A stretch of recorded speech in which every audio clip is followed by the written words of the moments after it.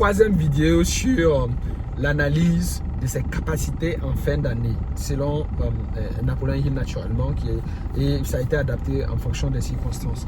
Et là, je continue avec les questions 18. Question 18, mes opinions et mes décisions sont-elles fondées sur des présomptions ou sur l'analyse et la réflexion? Ça, c'était la dernière question de l'autre vidéo. Et le 19e question, ai-je pris l'habitude de gérer mon temps, mes dépenses et mon revenu? Et ai-je été prudent avec mes budgets? Il faut budgétiser son temps, il faut budgétiser son attention, il faut budgétiser son argent. Il faut pouvoir répondre à ces questions-là. Et la question 20, c'est combien d'heures ai-je consacré à mes efforts, à des efforts inutiles? Et cela vous dit quelque chose?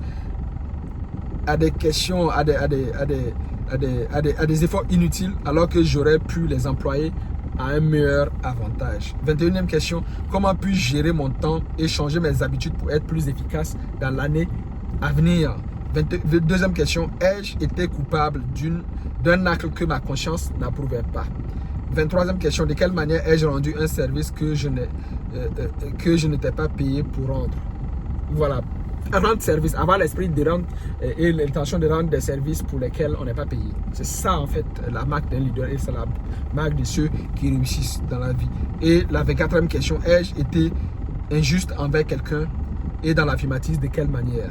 Et 25e question, si j'avais été l'acheteur de mes propres services, ça c'est très important. Si j'avais été l'acheteur de mes propres services durant l'année, aurais-je été satisfait? C'est très bon de se poser cette question-là parce que souvent, on rend service, on vend des services, on vend des produits, mais est-ce que nous-mêmes, on achèterait nos services, nous-mêmes, on achèterait nos produits? Nous-mêmes, est-ce qu'on accepterait de s'embaucher si on était sur le marché et que on devrait embaucher quelqu'un qui est exactement comme nous, avec nos compétences, avec sa qualité de service, avec ses habitudes? 26e question, ai-je choisi le travail qui me convient et sinon, pourquoi? 27e question, l'acheteur de mes services a-t-il été satisfait? Et si ce n'est pas le cas, pourquoi?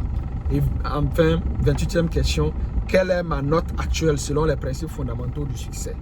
Faites cette évaluation en toute franchise et faites-la vérifier par quelqu'un qui est suffisamment courageux et impartial. Ça peut être un coach, ça peut être un mentor, ça peut être quelqu'un qui est un partenaire de redevabilité qui vous permet de vous regarder dans le miroir comme tel que vous êtes pour pouvoir vous améliorer. Parce que le meilleur feedback, le meilleur cadeau, c'est le feedback. Le feedback sur où est-ce qu'on en est en termes de nos capacités, en termes de nos forces, en termes de nos faiblesses. Et comment est-ce que on se retient de réussir. Comment est-ce qu'on est notre propre ennemi. Comment est-ce que nos habitudes freinent notre évolution. Comment est-ce que nos habitudes sabotent notre évolution. Et comment est-ce que nos habitudes nous empêchent de vivre réellement dans notre couple, de faire évoluer notre carrière, de faire réussir nos affaires et tout. Si nous faisons cela, nous n'avons pas à nous craindre parce que nous aurons fait la bonne chose.